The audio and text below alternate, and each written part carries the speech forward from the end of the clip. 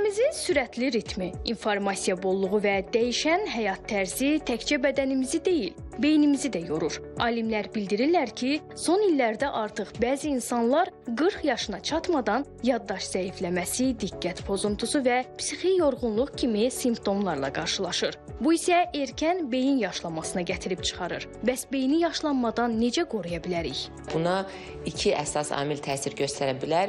Birinci amil bu bioloji bir faktordur, genetik bir faktordur. İlk növbədə əlbəttə ki, sağlam həyat tərzidir. Siqaret, tütün çox böyük bir təsir göstərir neyronlara, yəni beyin hüceyrələrinə.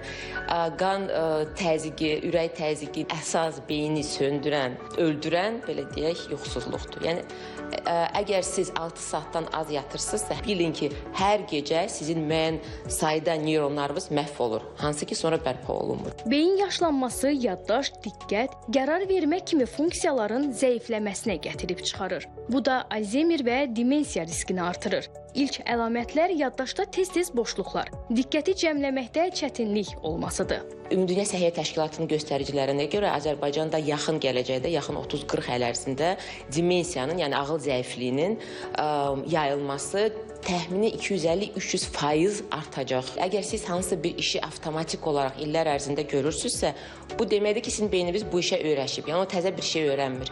Ona görə də nə qədər çox insan məsələn təzə dillər öyrənsə, təzə hansısa biliklər, hansı ki heç bir onun ixtisasına və ya peşəsinə aydın olmayan bilikləri öyrənsə, adi məsələn evə qayıdanda hər dəfə çalışın təzə yolu seçin, təzə yolla qayıdın.